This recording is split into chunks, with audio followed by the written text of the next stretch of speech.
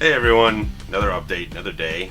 I'm gonna try to keep this as cohesive as possible. I'm a little tired today, so mine's not super sharp, but I'll try to keep things as concise and straightforward as possible. For those that have been waiting since I did that first leftover junk episode with the Friday the 13th fan film footage, there are still episodes coming. I know I promised them way back when. The Vengeance one is very difficult to get done because I've got to go back to the original tapes from way back when and re-import the footage. I have the first half of the scene edited from way back when, but I do have to reconstruct the soundtrack to it because I want to redo a lot of the gunshot sound effects and everything. But at least have a template for that. But the second half of the scene was never edited together, so it's very labor intensive to put that together. I'm talking about this big shootout action sequence that I want to feature on this episode. So that's something I keep wanting to get to, but I never get around to it. The Hemi one is much easier to do because me and Trent just gotta sit there, do our little interview wraparound segments. I slap the video into it that was edited way back when, and it's done. But we can never get together to do the thing, so that's the problem there. Could be a couple weeks, I don't know. Whenever things get to a point where we can get together in the same place at the same time, sit down for 5 to 10 minutes and just run some stories and whatnot about that. There's not much happening with Hemi. They're doing a lot of internal stuff right now, working on this tracks, and there's some stuff going on. So hopefully July we'll get the DVD that we were talking about for a while here. Hopefully we'll get that all finished up, get this special stuff shot for it, and get it out for you people to purchase and enjoy and everything. August they'll probably be in the studio recording the brand new album with a lot of good new tracks. They've been putting together some great stuff, so that'll be interesting, and hopefully schedules will work out so I can be there in the studio shooting some documentary stuff. Speaking of documentary stuff, I'm thinking that the big documentary that I've been kind of teasing for a long time probably won't. I'm thinking it's probably not going to be like a big feature-length thing. I think we'll probably end up just doing something much more manageable in terms of just YouTube segments. Maybe like a 10-15 minute segment of whatever. I don't think it just because I'm not a documentary filmmaker, we're not able to be there and document everything like a fly on a wall type of thing. We'll follow the guys around and do a lot of stuff with them. So it's probably going to be more just like 10-15 minute long interview segments that we end up posting on YouTube at certain points. Well, we just got to get to a certain point where we feel that we've captured everything that we need to capture, that the band is settled down into a certain place that we can feel like, okay, this is where the band is, this is where what they've all been through, and this is what the future is. So it's that sort of situation with the band right now. So hopefully this summer, by the end of the summer, we'll have some brand new, fresh stuff to put out there. And obviously, yeah, the cheat sheet once again to help keep me focused. So forever cinematic stuff. Last Thursday I saw the new film Now You See Me, this sort of mad magician heist film, which I found very fun and very enjoyable. But it's a type of film that if you went into it with a critical mindset, because the plot that they have in this thing with the heist and caper type of stuff, where this mysterious benefactor to this group of magicians forges them to go ahead and go along, it's very, very elaborate. And if you start pulling on the little plot threads here and there, it would unravel real quickly if you went ahead with a critical mindset. But I went into it after like maybe 5-10 minutes, whatnot. I realized I'm going to pull myself away from that. I'm not going to go there because I'm enjoying what I'm seeing in this film. The great cast they have on here. You got stuff like Jesse Eisenberg, Mark Ruffalo, Michael Caine, Morgan Freeman, Woody Harrelson. A lot of great acting talent there. They were obviously having a lot of fun on the film, just having a great time, and it shows through. And it was a fun film. I enjoyed it. It wasn't great, it wasn't brilliant, but it did have some smart writing in it. Very great chemistry between all the cast. I really do recommend it.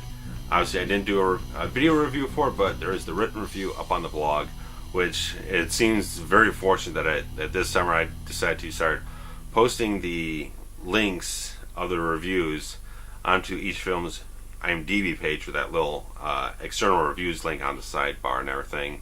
The review for this film has garnered over 130 views since I posted it on Thursday night, so that's something. That's something very impressive. Unfortunately, there hasn't been any feedback on it, so I don't know if it's just pure not liking the review or whatnot. They're not posting a comment and hitting the like button, or it's just they're reading it and it's enticing them to decide whether or not they want to go see it.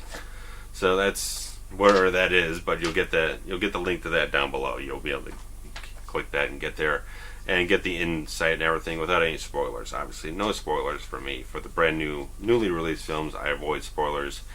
If there is spoilers, they will be clearly marked, such as the Star Trek review and everything. And obviously, you see all this the Superman stuff. Superman here, Superman back there. I have my tickets for the last 2 weeks to get to the midnight showing of Man of Steel next Thursday night.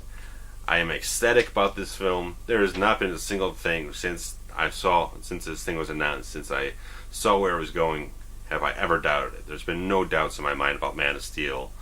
And everything I have seen from this film, through all the marketing campaign, everything has just gotten better and better and better and better. It just reached critical mass with me that I'm just like stoked so much to see this film. And I've got the Friday off after that, because I'll see the midnight, then I'll have that day off, then the day after that off. So you'll have my written review, you'll have a video review. Don't know how long it'll take me to get through it, because if this film is any bit as good as I think it's going to be, hope it's going to be, that looks to be, it might be a very long review, take a long time to focus and forge all my thoughts about the film, but you'll get my review.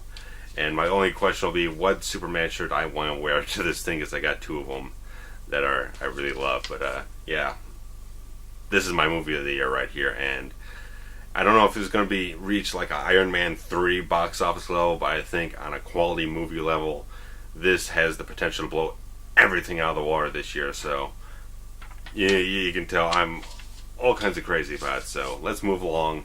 The last update, I did mention that I was working on a new script, saying that it was sitting around for about a year and a half. That wasn't too much of a new concept, but I was saying I was excited about that. I like the characters, the tone, all that kind of stuff I'm going for.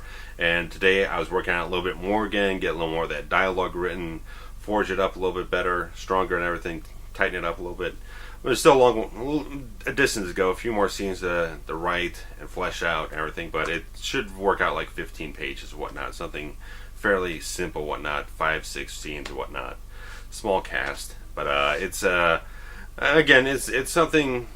If you just heard the premise in general, you think it's something that's like a derivative of The Fixer, but it's something that's very different tone. It's got levity in it. The main character is much different than the Vic Simmons character. He's much more capable, much more confident type of guy. He doesn't have emotional baggage, but he's got a certain sordid history to him. It follows a lot in the tradition of the Equalizer, Person of Interest, stuff like that, which is a much more capable, weathered type of character who has certain training and whatnot. But I put in a couple little special spins on the character here and there, little interesting parts of him that makes him a little bit more unique. And just in general, I really like writing. It's got the drama, but it's also got a little bit of levity, a little bit of humor, not too much. It just has that nice kind of balance that feels very inviting, gives you a lot of character and a little bit of charisma, engages you. So I think it's going to be something that once I get done, I'm going to feel very good about it. And hopefully, maybe like in July or whatnot, we'll move ahead and try and shoot this thing once I figure out who exactly I want in this cast. But there's got nice diversity. There's male and female roles and everything. So I'm very excited about it. I like this idea. It was Person of Interest that kind of launched me into this idea of the character, sort of a redux idea of the Fixer or whatnot. But again, I don't want it to have it that close of an association with it, but it's an idea that's been around for a long time with stuff like the Equalizer, Knight Rider, A-Team type of stuff, just these people on the outskirts of the law helping people out in these kind of unusual situations. You know, it's a long treaded concept, but you can still do, I think it's possible to take a concept that's been done over and over again and still do something fresh and original and entertaining and engaging with it. It's not so much the concept, it's what you do with it. So I think that's a very special thing to focus on in this sort of situation. But so that's moving along. I don't really have a title for it yet. There's kind of a working title just based on the initials of the character. But once I get a title, you'll know about it. But so that's basically all that's going on. We got about 10 minutes in here, and I'll wrap it up just by saying Dead of Night is still out there. You can still purchase it. You got The DVD, which has both black and white and color versions. You got audio commentaries from me, webisodes, trailers, a lot of good stuff on there. You got the Amazon Instant Video stuff. You can get the black and white version off of there. Very low price, very easy going. But you can also watch the original pre-remastered version, the original release of Dead and Right in black and white over on Vimeo. You can watch that, see how you like it. You also got the special color version commentary. Special commentary on the color version of the film that's up here on YouTube and Vimeo, all that kind of stuff. Color commentary has its own connotation to it, so so it doesn't sound like I'm calling it a ball game or anything, but whatnot. So I'll leave it at that. There was other things I was going to get to, but they're kind of personal, extraneous kind of things. There's a great new Alice in Chains album out. Go check it out. I love the living hell out of it. But favorite band of all time. Badass fucking album. Go get it. If you love their music, go get it. Jason Newsted, he put out a brand new EP a couple months ago from former bassist of Metallica, one favorite member of the band and everything. So he put out a badass, sweet sounding metal album a couple months ago. It's EP, 4-track EP. You get it on iTunes for $4. Get it on their site for 10 from the disc and everything. So I'm loving this stuff. All this stuff from last week, I'm loving it. So go grab it if you like that kind of stuff. That's all I gotta say here. Cut it down for 12 minutes. I'll see you later. And Man of Steel, week and a half. Awesome. Badass. Goodbye.